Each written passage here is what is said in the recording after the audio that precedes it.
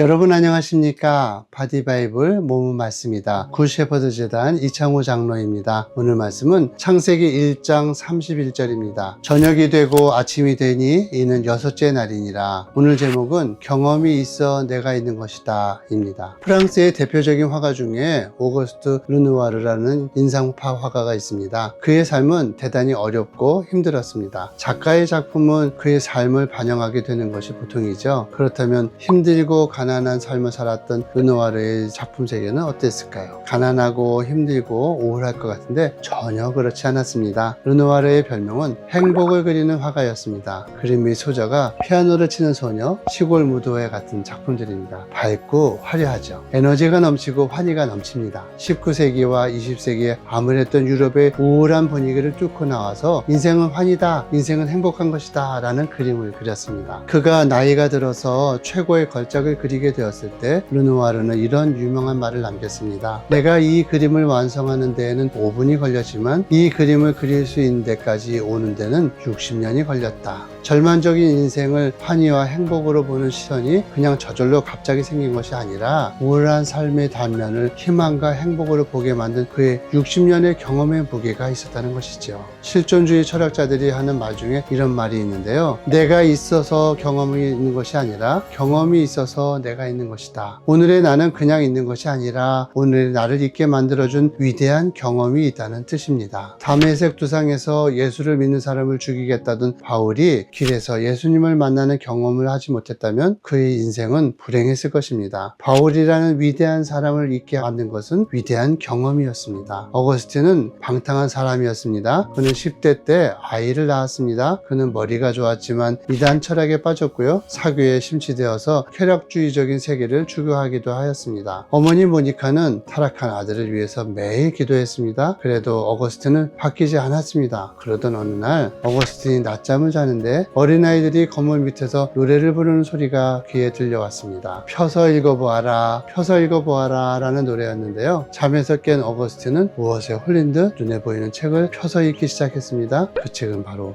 성경책이었습니다. 낮에와 같이 단정히 행하고 방탕하거나 술 취하지 말며 음란하거나 호색하지 말고 다투거나 시기하지 말고 오직 주 예수 그리스도로 옷 입고 정욕을 위하여 육신의 일을 도모하지 말라. 이 말씀은 돌처럼 굳어져 있던 어거스틴의 가슴을 때리는 경험이 되었습니다. 이 체험을 통해서 이단아 방탕하는 죽고 새로운 하나님의 사람 어거스틴이 탄생하게 된 것입니다. 마틴 루터와 같이 위대한 종교개혁자도 저절로 나온 것이 아닙니다. 루터는 종교심이 강한 사람이었지만 하나님을 만나지는 못했습니다. 하루는 루터가 들에서 친구와 열변을 토하던 중 벼락이 쳐서 눈앞에 있는 친구가 죽는 것을 목격하게 되었습니다. 그때부터 루터는 두려웠습니다. 나에게도 벼락이 떨어지면 어떡하지? 나도 죄인인데 죄의 문제를 어찌할꼬? 두려움에 빠진 루터는 죄의 문제를 해결하기 위해 무릎으로 성당을 기어 올라가기도 하였습니다. 그래도 그는 마음의 평안을 찾을 수가 없었습니다. 그러던 어느 날 사람들이 성경책을 읽고 있는데 한 귀절이 루터의 귀에 들어왔습니다. 오직 의인은 믿음으로 말미암아 살리라. 로마서 1장의 말이었습니다. 그 말씀이 루터의 귀에 들어온 순간 그의 인생은 새롭게 바뀌었습니다. 죄와 사망에 굴복하던 루터가 아니라 위대한 종교개혁을 이룬 위대한 인물이 되었습니다. 그렇다면 누가 위대한 경험을 하게 될까요? 오늘 말씀은 이렇게 말씀합니다. 저녁이 되고 아침이 되니 이는 여섯째 날이니라 라고 합니다. 저녁이 되어야 아침이 된다는 것입니다. 부활이라고 하는 아침은 십자가라는 전역을 통과해야 도달하게 되는 것입니다. 가나안이라고 하는 아침은 40년 광야라고 하는 전역을 통과한 후에 들어가게 됩니다. 야곱이 야복강에서 밤이 새도록 하나님과 씨름을 하고 환도뼈가 위골되었을 때 아침이 돋았다고 합니다. 저녁이라고 하는 고난과 자기 깨어짐의 과정을 통과하지 않고는 아침을 볼 수 없는 것입니다. 저녁이란 나의 노력과 능력을 다해보는 시간입니다. 나의 적극을 다 쏟아부어서 자기가 도달할 수 없는 한계를 맞이하는 십자가의 시간입니다. 내게는 모든 능력을 다 쏟아부었지만 더 이상 능력이 없음을 알고 하늘을 바라보는 시간이 저녁인 것입니다. 그렇게 자기의 끝을 다 해본 사람이 아침이라고 하는 위대한 경험을 맞이하게 됩니다. 기독교는 은혜의 종교이죠. 그러나 은혜라고 하는 아침은 자기의 한계를 직면하여 저녁을 맞이하고 가장 깊은 어두운 밤을 통과하는 사람이 맞이하는 위대한 경험인 것입니다.